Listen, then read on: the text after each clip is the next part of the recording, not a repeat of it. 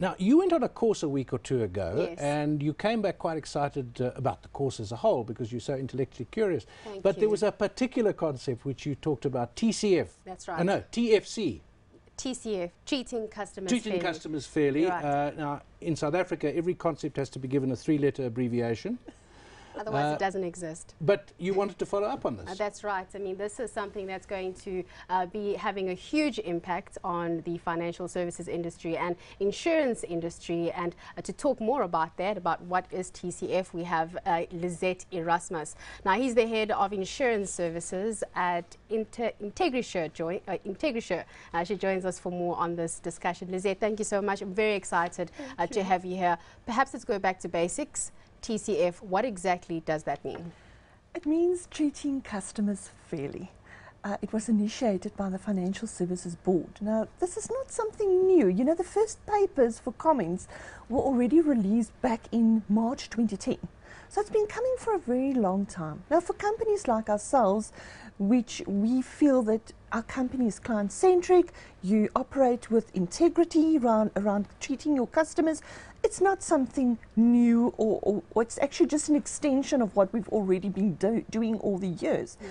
But I think it is necessary to document this. It's an outcomes-based approach in terms of regulatory and supervisory, ensuring that clients who purchase financial service products are actually being treated fairly, you know, and this is from basically the cradle to the grave of the product. In other words, from the time that the product is designed to up to the point where you actually then make the decision to cancel your policy.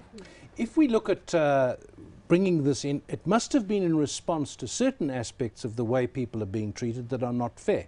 So maybe the company doesn't realize it, but the way it's behaving is not fair. Give me an example of what this policy is meant to address. What kind of behavior is it aiming to change? You know, the FAIRS Act and the Short-Term Insurance Act is all regulatory based.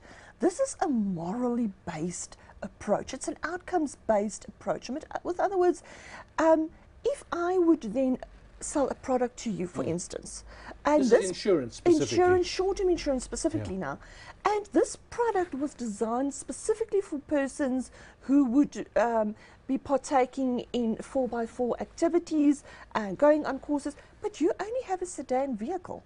And I convince you to purchase this product and to pay for certain product features which is irrelevant to you. That would not be fair to you. Is that the sort of thing that was happening?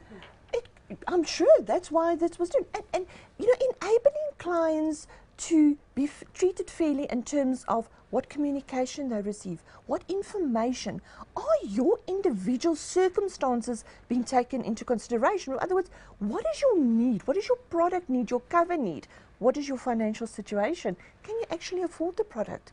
You know, and those are the things that I think in the past were not always addressed by means of the regulatory approach, but this is really a moral based. How do I treat my customer?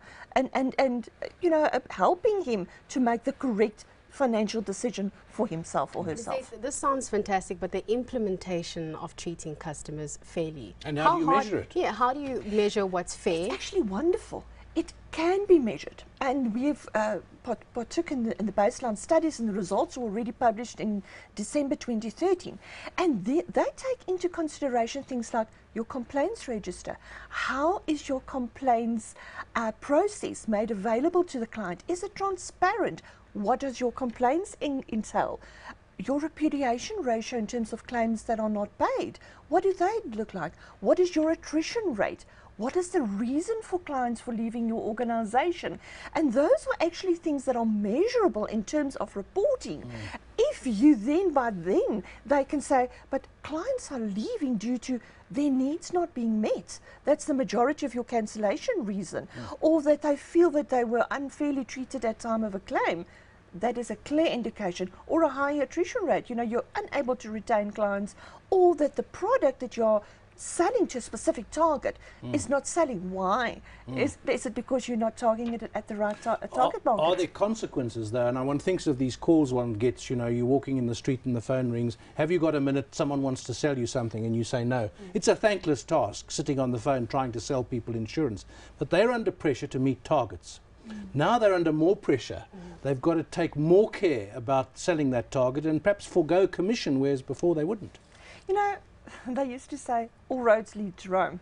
And any company who has a client-centric approach, it would come naturally because, you know, and TCF actually forms part of the key performance areas of certain of the areas within the organization, making sure that you rather maybe not sell that specific product to that client, but maybe something else, or in a different manner that may need, you know, fulfill his needs.